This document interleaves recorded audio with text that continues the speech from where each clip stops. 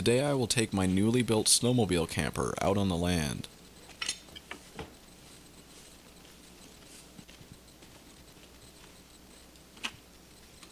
Senior Outsider joined me to lend a hand on the main leg of the journey.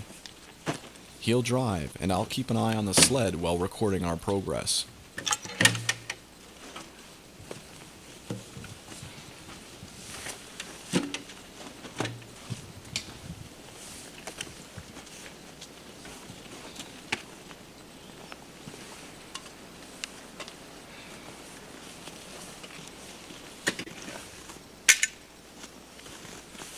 Got my axe, wedges, blankets. I think that's everything. Can't think of much else you want. You don't forget to get fire starting stuff too, like lighters.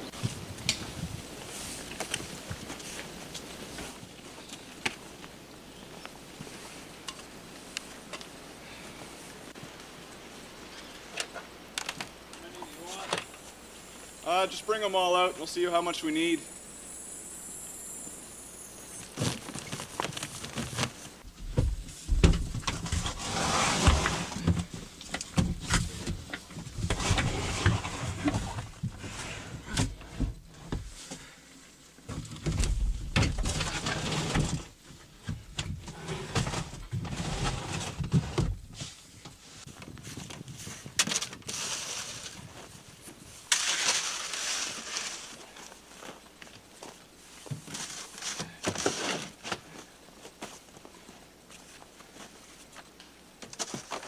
After taking inventory, packing up, and strapping down, we were ready to go.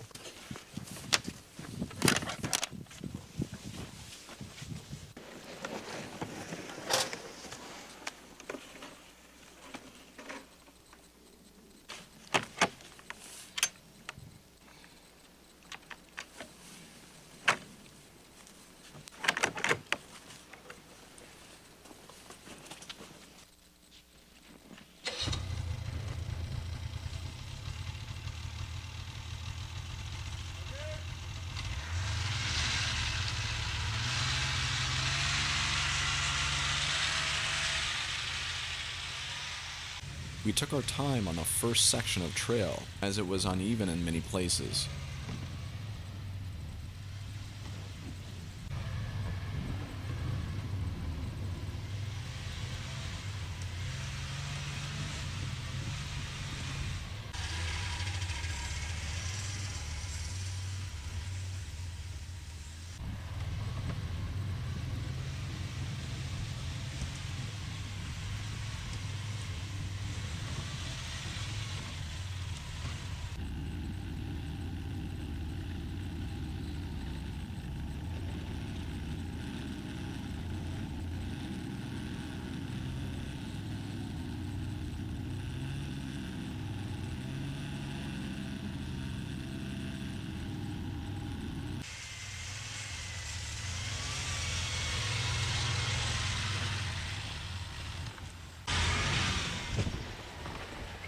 Once we had passed through the thicker woodlands, we could finally pick up our pace along the main traces and open spaces.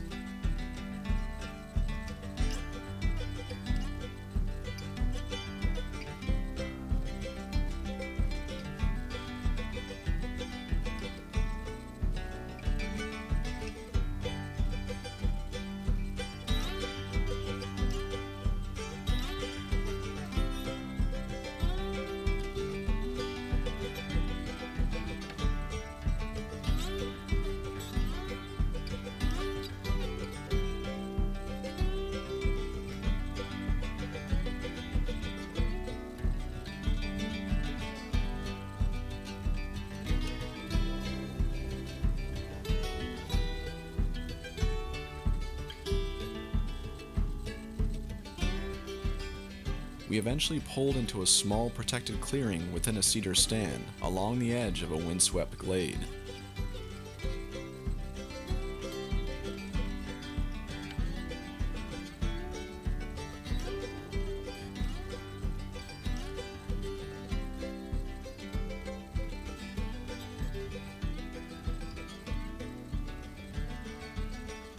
Welcome to the Winter Outpost. The beauty of the sled shelter is that I can just as easily be somewhere else with it by the end of tomorrow. If I can pull the sled there, I can call it home. Although I had everything I needed to sleep and work out here, I wouldn't be able to stay this time around. That's because the day was nearing its end, and I would have to run my dad home. The snowmobile camper is of course a one-man shelter. Maybe next year we'll build a second one so that my dad can join me, but I must be on my own for now. The wind grew stronger as evening approached. It came in big gusts that were becoming more frequent by the minute.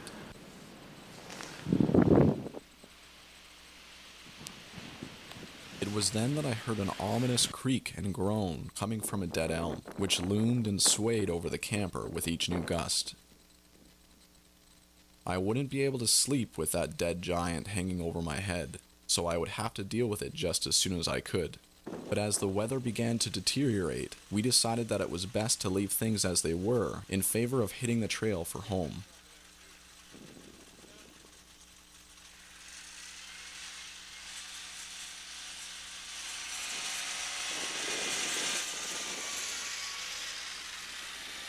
I would return the following day on my own. The new day brought new weather, sunny and calm.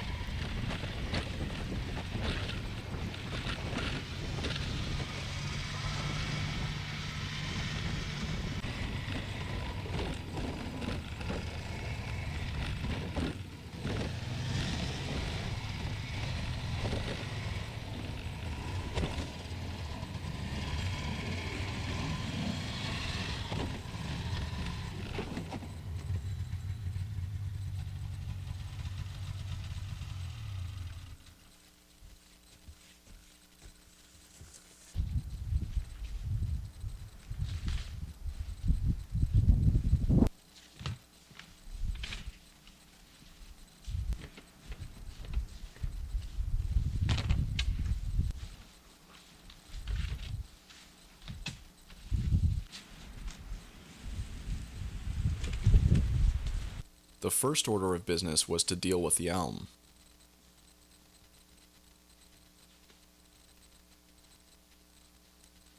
The reason why I couldn't simply move the camper out of the way was because I had it sitting in the only sheltered place from the wind.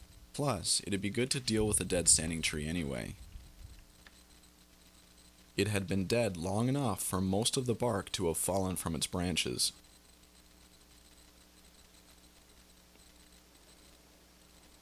Even though I would be felling the tree away from the camper, I moved it out of the fall radius anyway, as a precaution.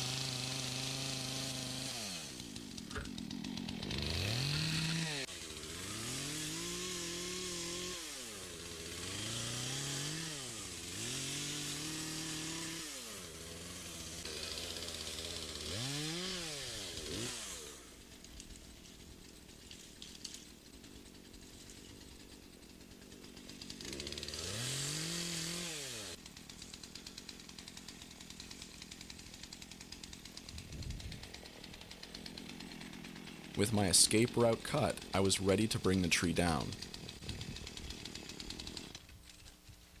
The trunk was full of little boreholes from bugs, another sign of disease and decay.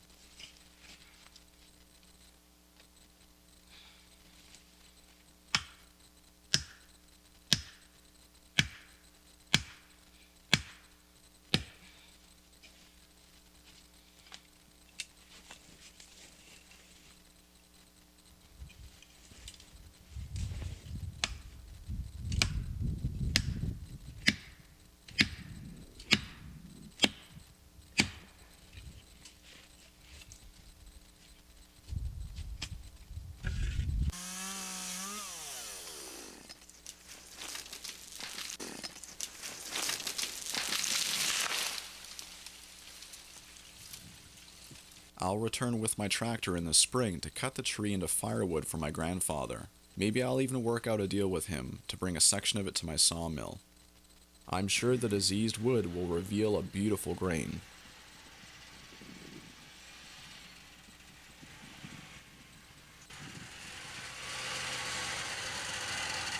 Well, the day was getting on, and I needed to get a fire going.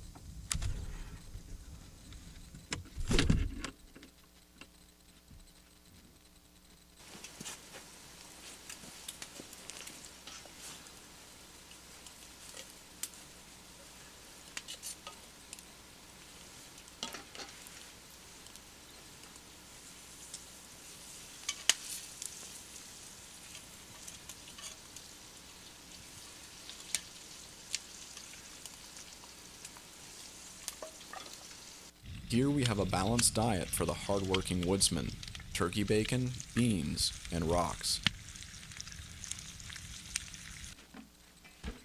The truth is, I will be using the stones to heat the inside of my camper for the night. I've kept them dry over the course of winter, so the chance of them exploding in the fire is probably slim, as opposed to stones freshly gathered from water, which would have a much higher chance of exploding in the fire. Anyway, stones are great for quickly absorbing heat and slowly radiating it back out, which makes them a perfect heat source for the inside of my shelter.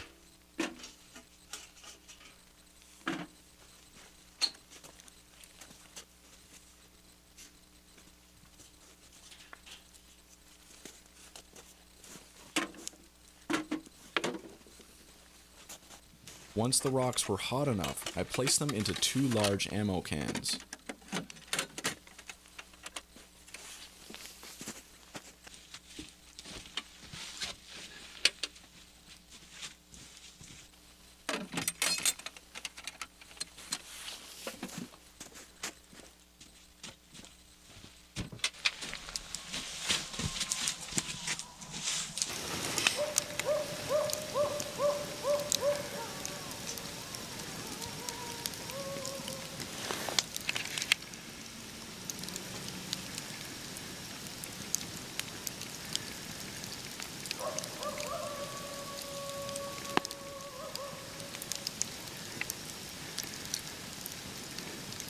A coy wolf had emerged from the tree line in the lower part of the glade and began to call.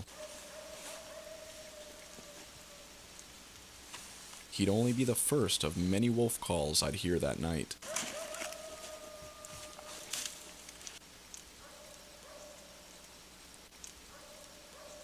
Reclusive by nature, it is extremely difficult to catch even a glimpse of these beautiful creatures.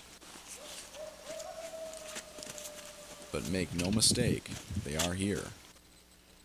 This is a clip I filmed a couple years ago in the exact same spot the drone is flying over right now.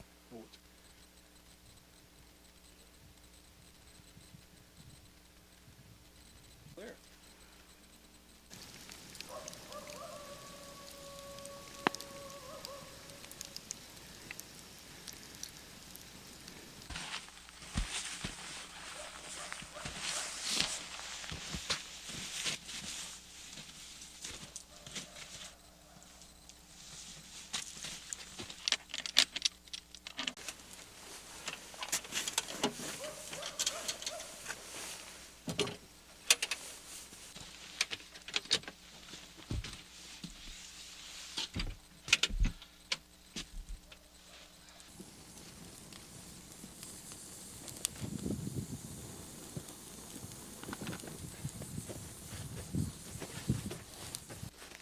Now that the rocks and my supper were properly cooked, I decided to temporarily quench the fire.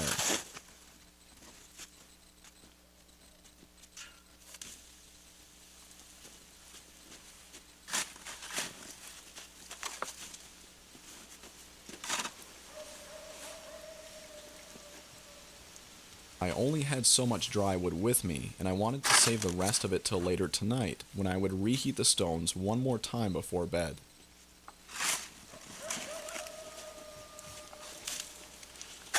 Although it looks like I've just killed the fire, all I did was put a pause on it.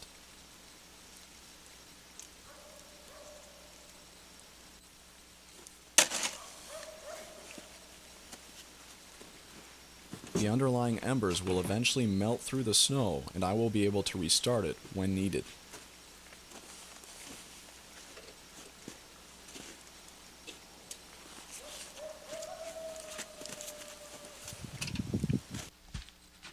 I closed the shelter to allow the stones to heat up the inside.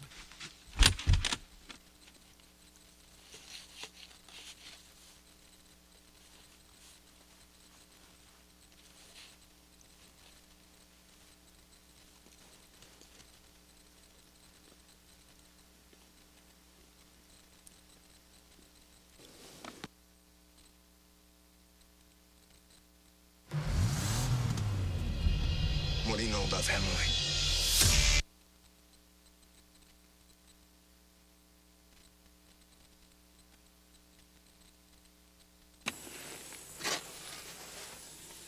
It didn't take long before it had warmed to a cozy 17 degrees Celsius.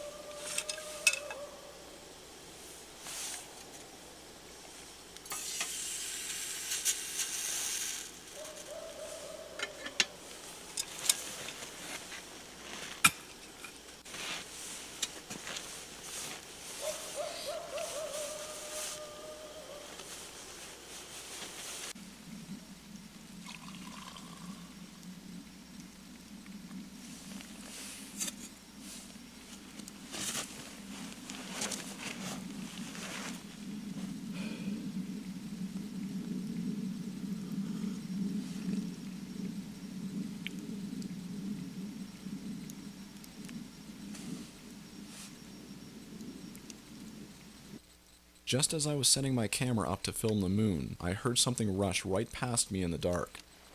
I spun the camera around just in time to get a blurry shot of a ruffed grouse disappearing into the cedar thicket to roost. Did you see it?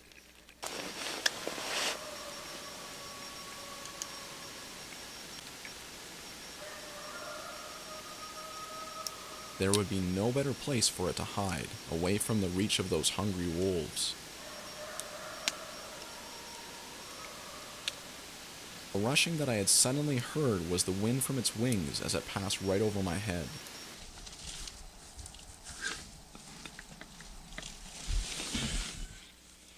While I waited for the shelter to warm, I decided to go on a walk before bed. I grabbed my hunting knife and high-powered flashlight for the short hike.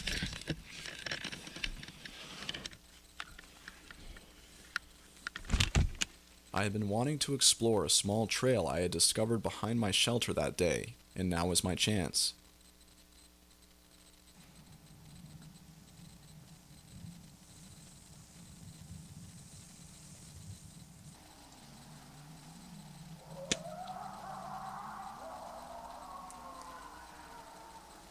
Before I left, I placed the stones back onto the rekindled fire to reheat.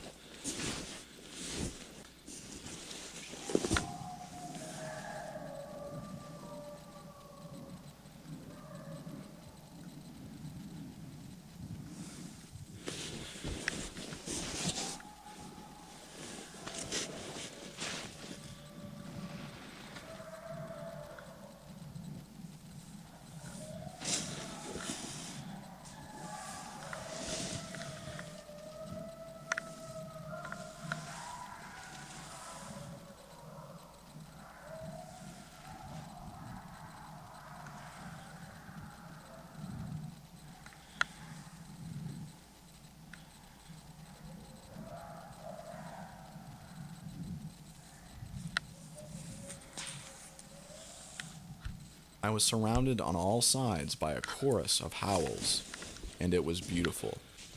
There is no equal to the symphonies that the Lord composes through his creation. I can attest to that.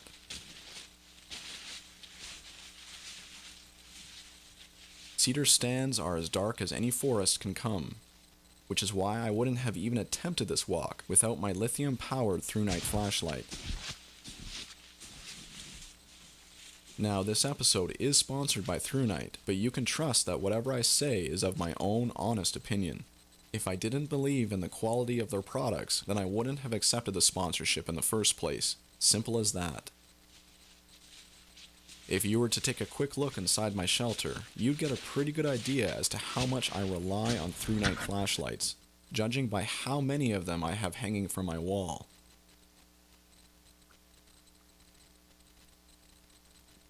The flashlight I've been using this time around is the TC20. Although compact, it is powerful. Most flashlights of similar size that can be purchased from a general box store usually max out at around 300 lumens.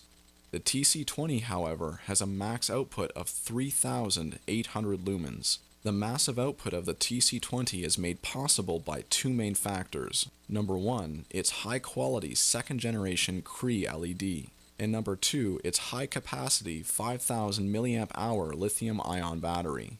To put that into perspective, a higher-end cell phone battery will be around 3,000 mAh in size. The TC20 is quickly becoming my go-to flashlight, not only because of its extreme brightness and longer runtime, but also because it casts its light in such a wide sweep. The TC20 comes with a holster, is impact resistant and waterproof, as standard for through-night flashlights, and yes, the battery comes included. Another helpful feature is its strobe function, which can be used to disorient an aggressive animal or a human attacker. Anyway, for the rest of the episode, you'll see me using the handheld TC20 or my other through-night favorite, the TH30 headlamp. As always, I'll include links in the description below for these flashlights and all the other equipment I use as well. You'd think I would have remembered my snowshoes. Here are the tracks of the grouse who flew over my head earlier. Sleep well, my friend, but I'm sure the wolf lullaby will be of no comfort to you. I, however, enjoy their sorrowful song very much. Tired of falling through the snow, I return to the camper to grab my snowshoes before heading back out.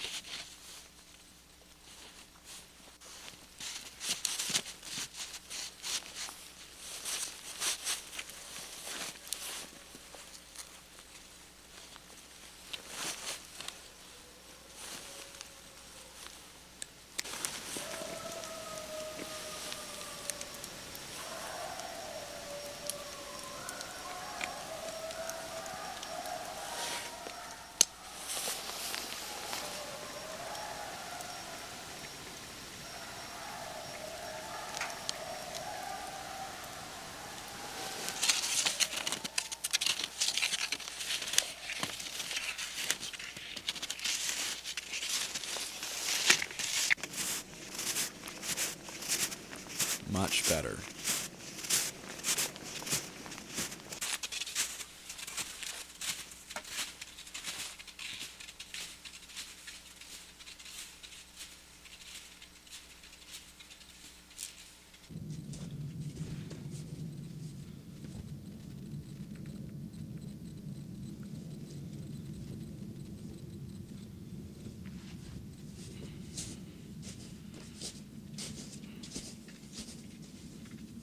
Here's an old set of coyote tracks.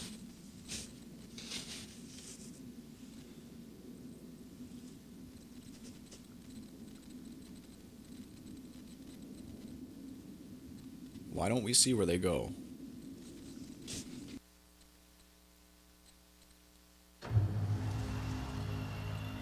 We're searchers, you and me. But you deserve a chance to make a place in the world. See, I'm a searcher who just wants to settle. Wants it.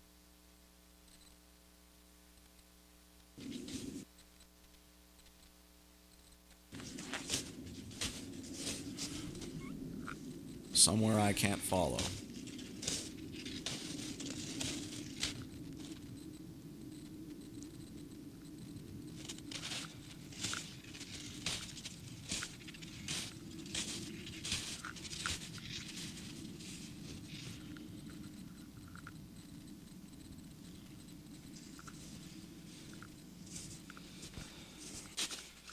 Here's a familiar set of tracks.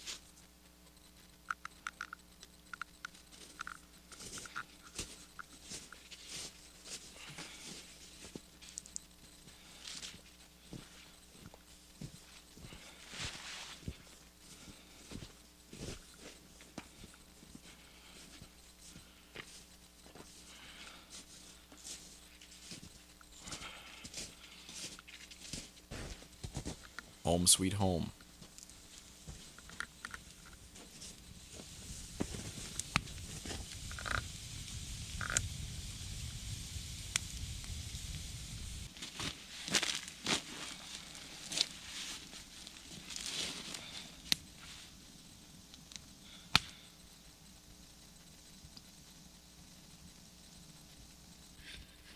I liked the ammo boxes because of their thin but tall profile. Their shape allowed me to place the rocks alongside my sleeping bag without sacrificing too much space. Although rocks can make good thermal batteries, I still had some concerns with them. I had to put great care into making sure that the ammo boxes didn't make direct contact with my sleeping bag or anything plastic, especially for the first couple of hours when the boxes were at their hottest.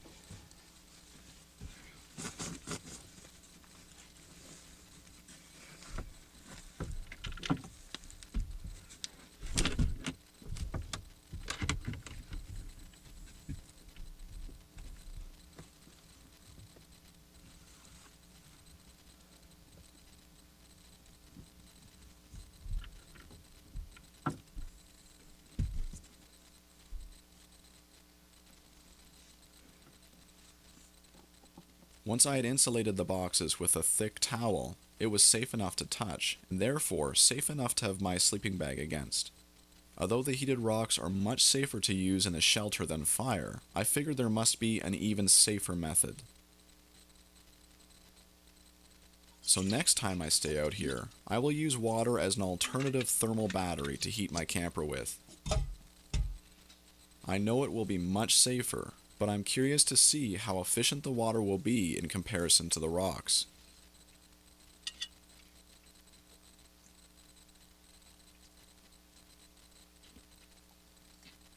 Anyway, I placed the rock radiators in the camper at 9:30, and they held the temperature steady at 17 degrees Celsius until midnight, peaking at 18 degrees Celsius for 30 minutes at one point. After midnight, the temperature slowly dropped into the wee hours of the morning, but by then I was already warm and snug, sound asleep under the covers. Ventilation is a must, especially in a shelter like this, so I installed 2 vents, one in each peak.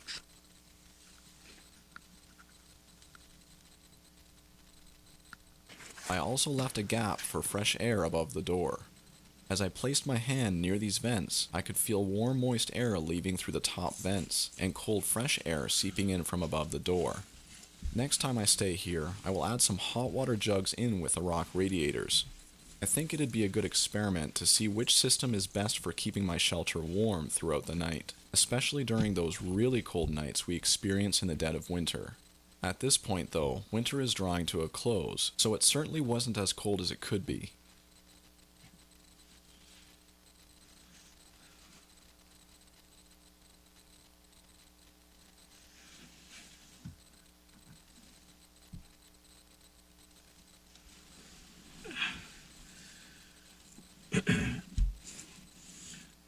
Well, good morning, everyone. It was a pretty good night, actually. I slept pretty good once I got in here and got settled. It is -1 degrees Celsius outside, and it is 9 degrees inside. Hold on a moment. Let me make a coffee first. I've had a really good night in here. I've been really warm and I've been really comfortable. And I've done winter camping before, where I've stayed in snow huts, or they're also known as quinsies. And I have stayed warm in them for the most part, but there's always a little edge of cold that you can never get rid of. And so you just try and get through the night, and you can do it, but there's just not that feeling of comfort when you're inside a snow cave, basically, although it is doable. But my point is that in here, it's just comfortable. I had no issues with sleeping. There wasn't that edge of cold at all. It was just really nice in here. So for what I'm used to sleeping in during the winter time, this is like staying at a 5-star hotel. This is really, really nice. The rock radiators did a really good job at radiating their heat. As I feel them right now, they are a little bit warm, but they've obviously given off most of their heat over the course of the night.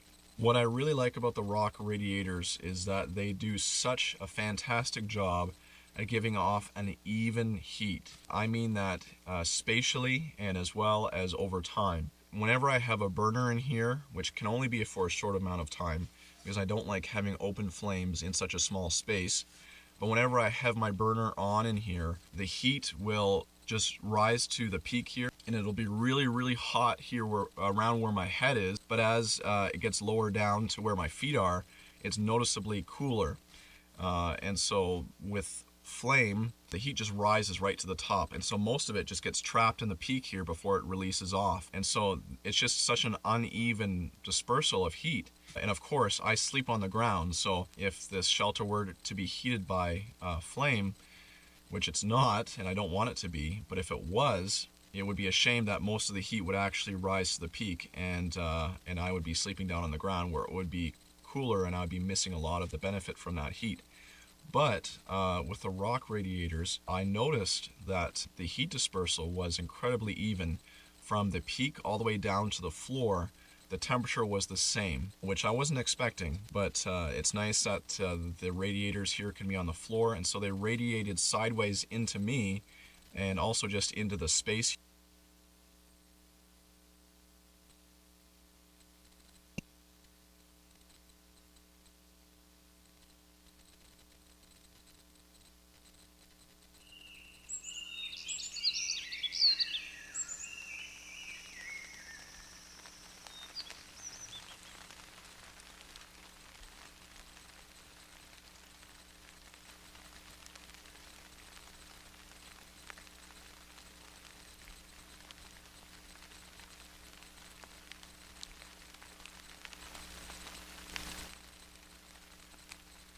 往下熄灭的时候，但是你智慧就自然就升起来了，也不分别这些苦啊，也不分别这些快乐。实际上，这些快乐和苦都是一样的，都是一样的。